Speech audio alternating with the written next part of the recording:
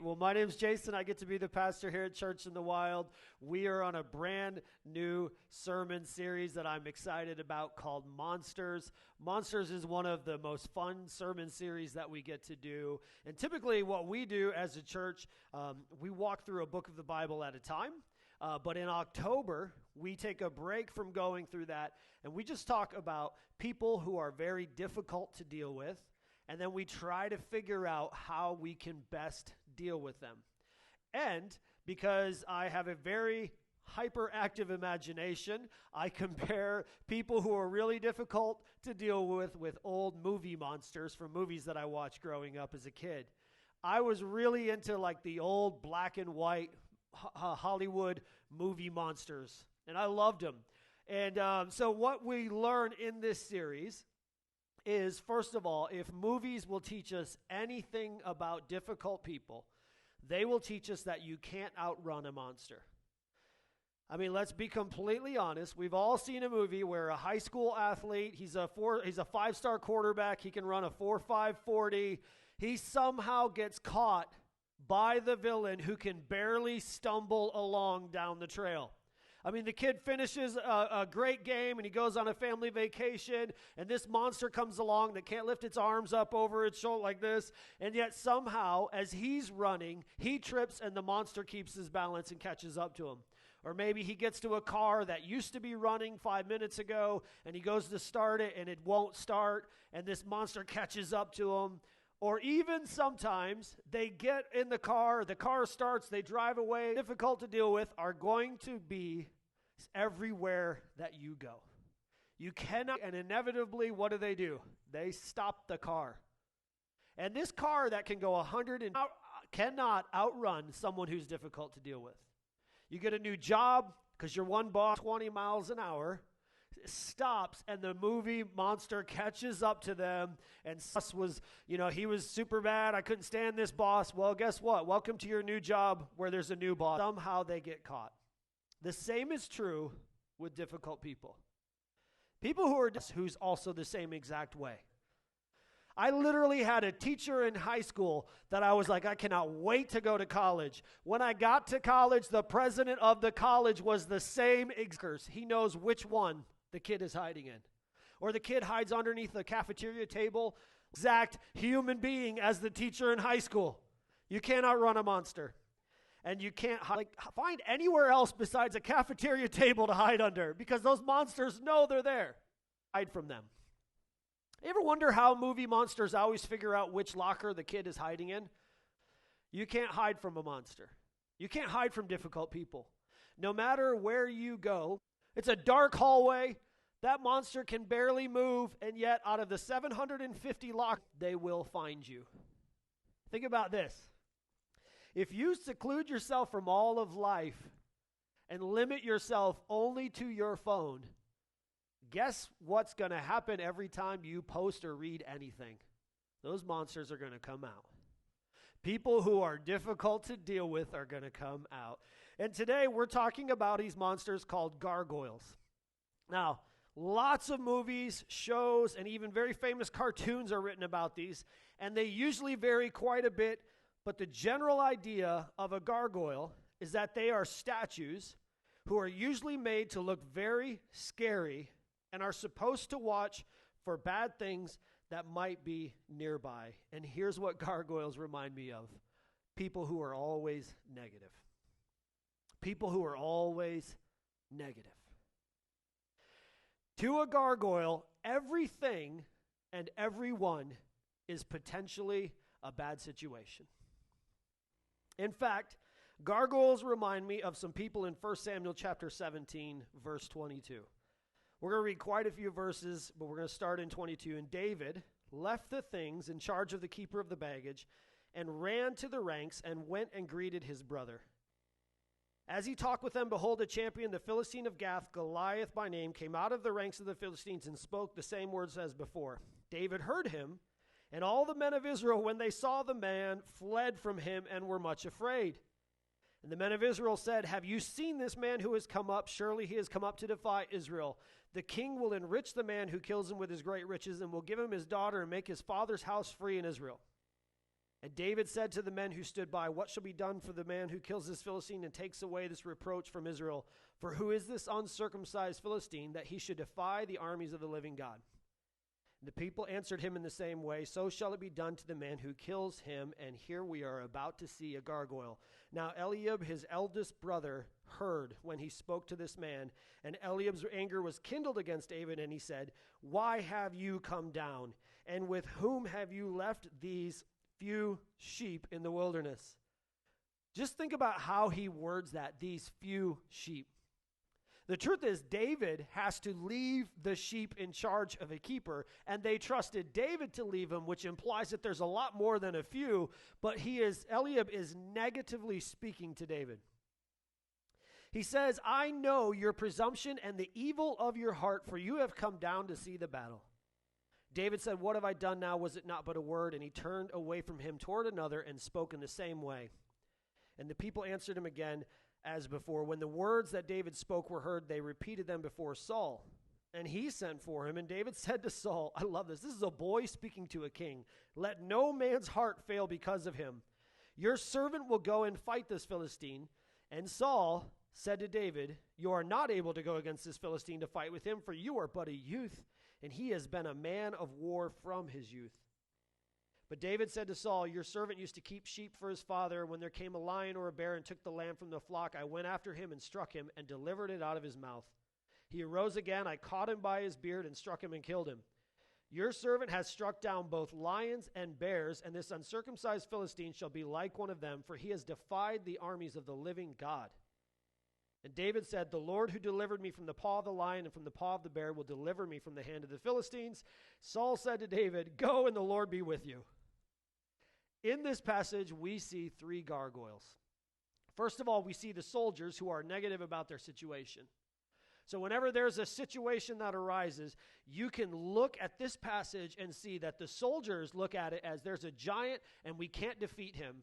And David looks at it as, hey, there's a giant and I'm going to defeat him. They literally view the situation differently. Then there is the brother of David who is negative about David's motives. And then there is King Saul, who is negative about David's abilities. These men can only see the negative in their situation.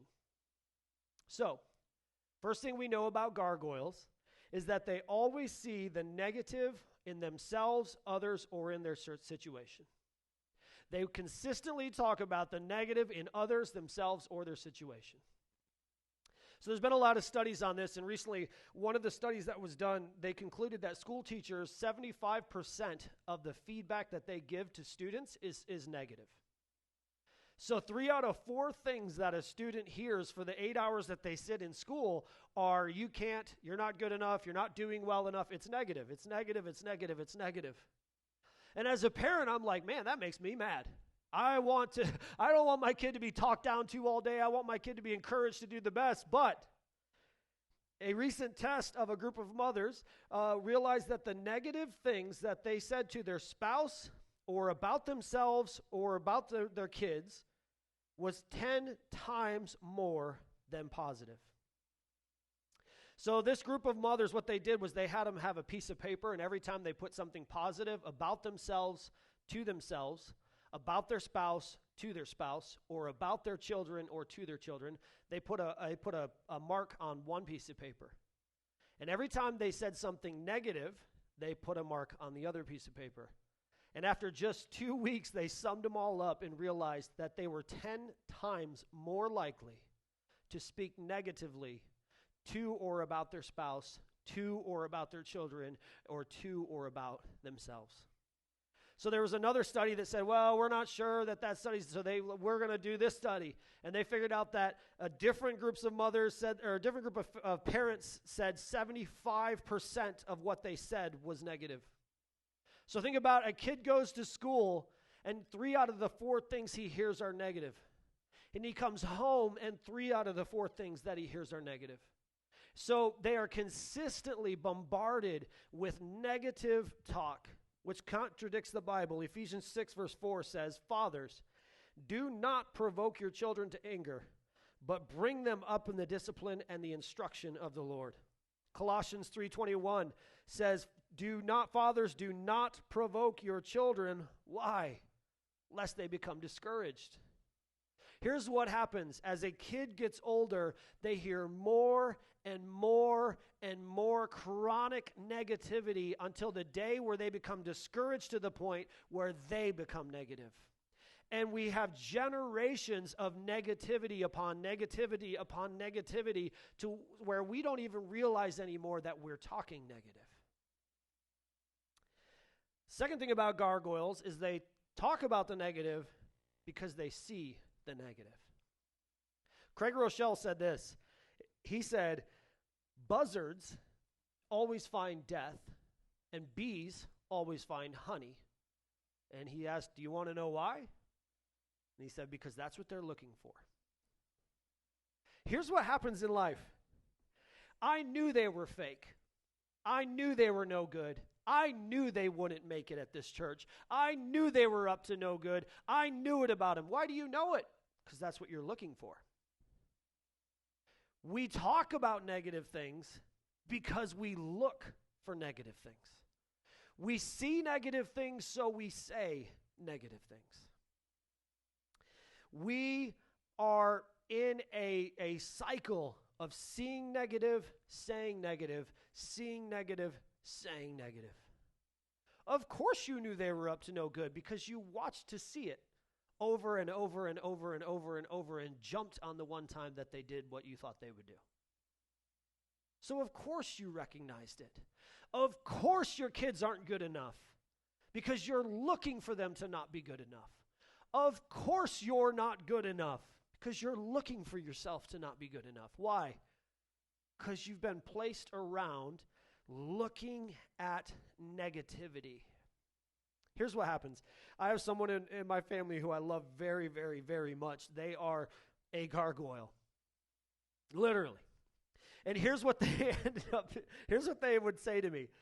As a kid growing up, they would say things like this to me. Hey, make sure that if you see straw, you watch out. Oh, why? Well, because there's kids now who are putting 22 shells in straw, so the straw heats up and then the bullet goes off and it starts a fire. And I'm like, hey, we live on a farm. It's full of straw. What am I supposed to do? One time they told me, hey, if you see a Buick, watch out. Okay, why? Well, because these guys in Miami are filling their trunks full of concrete, and then they're slamming into cars, and they always drive a Buick. And when they hit the car, then they rob the people in it. And I said, okay, so listen. If they make it from Miami to the Upper Peninsula of Michigan with a trunk full of concrete in a Buick, they deserve whatever they can take from me. They told me one time, hey, don't walk down the alley. That's where the gangs live. I'm like, we have one alley in our town. There's nobody living in it. One time they told us, no, I'm not making this up. They said, you can't roll the windows down on the bus ever again. We're like, why? Well, because there was a kid I saw on the news, and the kid stuck his arm out the window, and a semi went by, and it chopped his hand off. Okay. We literally went in the middle of July on a 10-hour bus drive with no air conditioning, with every window up, just pouring sweat in Chicago because, well, you know what? They see negativity, and here's how. Here's how they see it. They surround themselves and are always looking for it. You know, one of the best ways to make sure that you spend your life seeing and saying negative things? Turn on the news. This person, I love this person. They are a dear member of my family. And every day, the first thing they woke up, news. And every night, the last thing they did, news. And all evening, all dinner, news. I mean, literally switching news channel to news channel to news channel. And I watched them go from a happy, positive person in about 10 years to one of the most negative people I've ever met. Another great way, pull this thing out and get on social media. You will see nothing but negativity. Nothing but negativity. And the more you see negativity, the more negative things you will say. But thirdly, they question motives a lot. They question motives a lot. Think about what Eliab said to David. He said, I know why you're here, because I know you only came to watch the fight. Truth is, David came to end the fight so nobody else would have to die. And his brother was way off. But here's something gargoyles will consistently say, well, I know why you said that. I know why you think that. I know, they'll do it with this sermon series. I know why you're preaching that. No, you don't. I wrote it last October. You have no idea. I'm writing next year's sermons right now. I know why you say that because, well, you only say that when he's around. Gargoyles always question motives, but the truth is, you don't know why they do anything they do because God is the only one who sees the heart. We have no clue why people do what they do, and we never will until we arrive in heaven. So by consistently questioning the motives of everyone, you only said you like this because you didn't like that. You only said this because you don't want that. You only said this, and I know why. We turn ourselves into gargoyles. And eventually, gargoyles get to the point where they enjoy the negative that they see in other people. Here's what happens. Eventually, they get almost giddy when they watch other people fail. I want to know if there's a gargoyle. How happy are they when someone at their work gets fired because of scandal? Oh, man, did you hear what happened? Why are we happy about that? There are two friends of mine who within the last month stopped preaching and their church shut down, and it was soul-crushing for me. I mean, I was so sad to see they had a great, gone. And I find people who will look at that and be so excited. Man, did you hear about so-and-so? Yeah, it's heartbreaking. Oh, yeah, pray for him. Yeah. No, it's heartbreaking. But eventually, we get to the point where we're so negative about ourselves that our path to deflecting the negativity we found in ourselves because we had negativity poured on us, usually by parents, is we enjoy when we see others fall and fail because it reminds us that I'm not that bad. There, look at that. So our shows become nothing but, we watch 17 hours straight of Real Housewives of Kentucky. You know what I'm talking about? And so it's just all the drama. Look at that. Scandal. I'm so excited. People mess up and we're giddy about it. We're so excited. You hear about the pastor? Oh, he got in trouble. Gargoyle. Guarantee it. And sadly, gargoyles end up being unable to live their lives due to fear that turns them into a statue. If you look at a building, these gargoyles are always statues on top of the building, watching over it, keeping everyone, we got to keep everything safe and everyone safe. But you know what gargoyles never do? They don't move. Here's what happens in our life.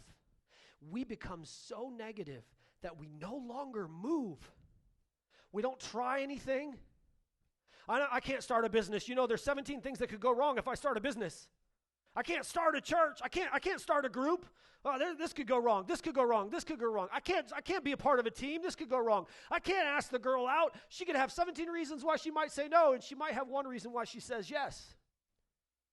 But gargoyles eventually become just paralyzed in fear, perched on the edge of a building, unable to move, unwilling to move, pointing out everything else that everyone who's walking by does wrong. But they miss the fact that the people are walking by and they're standing still. Aren't you tired of standing still in life? I can't do this because of this. I can't. When's the last time you said I can to yourself? When's the last time you said, hey, you can to someone you love? Here's part of why they do this. If you think about a gargoyle, it's always perched on a building that it's watching over and it's possessing. Here's what happens with gargoyles. They view people as possessions that they're going to lose, and out of fear of losing, they hold on to them. And how do they hold on to them? Let me tell you everything everybody else does wrong besides me. You're becoming close to that person? Let me point out what they do wrong. Let me figure out what they're doing wrong so that you don't leave me for them. And this fear ironically leaves them alone, perched on the edge of a building that they possess. But they're still alone, frozen in fear. while everybody else goes by living their life. Even when they live their life, they usually do so by pointing out that they do not do the things that others do wrong. Even when they, you know what, I'm going to buy these clothes, but you know what I'm not going to do with these clothes? I'm not going to wear them like so-and-so wears them because I don't like how they wear them. Even when they take the chance, they're driven by, I don't want to be like so-and-so, which ironically means that they're just living by watching so-and-so, who's actually living their life, and they're just pointing out that they don't live like them. So, how do we deal with the gargoyle? How do we deal with them? Because we love them. I have family members that I love. I had someone I love just recently watch the NFL draft with them, and I was like, we can't watch this anymore because you just point everything wrong with everyone in this draft, and I can't do it. It's 6 hours of you pointing out, I don't like his outfit. I don't like him. He's celebrating too much. He's crying too much. Why is he crying? He's getting $1 million. What do you got to cry about? So sometimes we just have to tune them out. 1 Samuel 17, verse 29, David said, "What have I done now? Was it not but a word?" Look at what he did. "And he turned away from him toward another and spoke in the same way, and the people answered him again as before." His brother's in the middle of, I know why you're doing this. David's like, cool story, bro. Sometimes silence says 1,000 words. And sometimes, if everything and everyone is wrong, you're not going to convince them that they're right. And sometimes, they just need to vent. So sometimes by you just listening, they're unleashing the drama and the pain that they've experienced since youth of being told that they're not good enough. This is why I don't think you can compliment anyone too much. Because if it's true that parents say 10 times more negative things to their kids and teachers say 75% negative, you could say 100 compliments to your spouse and you still got a long way to go to catch up to they're just even. Sometimes silence says 1,000 words, but sometimes you need to overcome their fear with faith. 1 Samuel chapter 17, verse 34. But David said to Saul, "Your servant used to keep sheep for his father, and when there came a lion or a bear and took a lamb from the flock, I went after him and struck him and delivered it out of his mouth. He arose against me. I caught him by his beard and struck it and killed him." Sometimes you need to renew faith in people. That faith might be in themselves. Hey, yeah, I know you struggle with this, but boy, you are so good at that.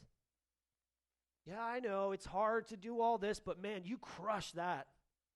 Sometimes it's in the past, right? Yeah, I know, man, times were tough, but look at what God did back here. One of the best things you can say to a gargoyle when they're just, my husband's the worst husband, my wife's the worst wife in the history of wives, is just, yeah, but remember your wedding day, how cool that was? Oh, yeah, that was pretty cool. Remember how awesome it was when you had your first kid? How amazing that, oh yeah, that was pretty cool, yeah. Maybe you need to give them faith in God. He said, yeah, I know that this Goliath's big, but boy, I sure killed this other thing, and how did I do it? God saved me from them. He delivered me from the lion and the bear. Yes, I know, that person is, yes, they're difficult to deal with, but boy, look at what God's done in our past. Yeah, I know we're trying to run a church in a pandemic, but look where we came from. Look at what God has done. Look at, just think about it. This week alone, we've had 2 salvations. In the middle of absolute chaos, in the middle of confusion and pandemic, my daughter says, hey, I want to get saved. In the middle of all the craziness, we preached last week, we do next steps, and someone's like, I want to meet Jesus. I want to accept Jesus Christ as my Lord and Savior. God is still working. He's still working. So remind them of what God is doing. He's saving people. He's moving in a pandemic, maybe in others. This is when my dad taught me this, and he taught me because I was in trouble, because I was always in trouble. We were at a camp. It was a sports camp. We thought it'd be a good idea to jump from one bed to the other. Then we thought it'd be a better idea to throw pillows at the kids who were jumping to knock them out of the air. Like that's a great idea. Until we broke one of the beds. And all the people at the sports camp were like, you're not allowed to do sports anymore. You're done for the rest of the week. And so they had this big meeting, and my dad had to go to it. And I was on the other side of the wall listening through the wall. And here's what my dad they would say, these boys, man, they are rebellious. And he'd say, yeah, but you know what they did? They also helped the kid who never gets the ball. I watched them. They kept giving that kid the ball all week. Oh, man, these kids are wild. Yeah, but you know what they did? Man, I saw them. They were all praying together this morning. And he just kept reminding them of the good in the people who they were pointing out everything bad about. And eventually I got to play sports again in that camp. And help them not be negative. You got to overcome evil with good. Thirdly, you got to remind them. Here's what Romans 12:21 says. Do not be overcome by evil, but overcome evil with good. Of how God sees things. We got to fly here. We got to go fast. Romans 8:37. In all these things, we are more than conquerors. You can't out-negative the negativity out of somebody else. You can through him who loved us. For I am sure that neither death, nor life, nor angels, nor rulers, nor things present, nor things... Here's what you can't do. You're always negative. That won't work. You can't tell them that they're negative to come, nor powers, nor height, nor depth, nor anything else in all creation will be able to separate us from the love of God in Christ Jesus our Lord. God sees you as a conquering hero. He sees you as a victor. And sometimes you got to remind people, yeah, I know we see things. Jesus saw the victory that was coming through the cross. We want to this way, but God sees them this way. God sees the good in you. Hebrews 12:2, point out the cross. And he says, yeah, but I already saw the victory on the other side. Fourthly, give them looking to Jesus, the founder and perfecter of our faith. Why? Hope. Only, listen to this, if you write notes, you got to write this down. Only 8% for the joy that was set before him endured the cross, despising the shame, and is seated at the right hand of the throne of God. Percent of all anxiety actually focuses on real problems that can be faced. 92% of the things that we see as negative. An English teacher in 1894 noticed a conspicuous lack of success cannot actually be faced. They are attacks. They're not real. On a teenager's report card. The teenager was Winston Churchill. A poetry real. Only 8% is real. Romans 8:28 says, and we know that for those who love, the editor of the Atlantic Monthly in 1902 returned a stack of poems with this note. Our magazine has no God, all things work together for good. For those who are called according to his purpose. Room for this verse, and it ended up being Robert Frost, who they had turned down. In 1905, the University of Bern turned down a doctoral dissertation as irrelevant and fanciful. We're going to finish up here. Abraham was criticized. Elijah was criticized. And it was written by Albert Einstein. Criticized. Think about Jesus. How many negative things were said to and about Jesus? In the Bible, people were criticized from the beginning to the end. Everyone. You know what they called him? The King of Kings, the Lord of Lords, the great one who does anything good is criticized. I'm going to ask our worship team to come up here. I am the way. Their creator, they said he was a drunk and a glutton. There's always going to be negative people who can point out everything bad and every obstacle in the way. But think about David for a second. David was passed over by his dad. He was criticized by his brother. He was questioned by his king. He was taunted by his opponents, but he was encouraged by his God. And that courage gave him the vision to see past the negativity, past the fear, past the pain, past the bitterness, past all the bad, and to see the victory that was just a stone's throw away. The victory is a stone's throw away. Everybody else saw the giant, and David saw the victory that was coming once he just picked up the stone and threw it. So what about you? I'm going to ask you all to stand to your feet. We're going to pray together. Have you allowed the negativity of others and our society and culture to cause you to become negative? Do you see yourself turning into that person who's frozen by fear because, well, everything in the world around me is bad. I can't even get my kids to take a picture together. I'm not good enough for this. I'm not good enough for that. I can't. Are you the one who is 10 times more negative than you are positive? Or 75% more negative than you are positive to yourself and about yourself? When's the last time you complimented yourself 10 times? When's the last time you complimented your spouse a dozen times without pointing out, yeah, but you know what, you still do wrong? Let's be people who are 10 times more positive than negative. Let's be people who see the victory that's just a stone's throw away. It's just right there. Right in front of us is the victory. Have you allowed past pain to cause you to look at the world in a negative view? Are you frozen in place watching others live their life? Then ask Jesus to help you see things like he does. He sees that victory that's just a stone's throw away. Do you know a gargoyle? Give them hope. Give them faith. Give them courage. Give them Jesus. Remind them, hey, I know, but Jesus sees it like this. I know, but Jesus sees you this way. I know, but Jesus sees them. I know it's hard, but Jesus sees this. Give them faith, hope, courage. Give them Jesus. Let's pray and we'll do another song. Heavenly Father, Lord, you are so good. And Lord, you know I could have gone for 20 more minutes about this, but it's time. So God, I pray that you would move. I pray that you would help us, Lord. Help us to see the hope. Help us not to obsess over the giant, but to see the palace that is on the other side of the giant waiting for us. Help us to be people of faith who see things the way you see things. Help us, Lord, to help those who might be chronically just frozen, only seeing the bad. Help us to be people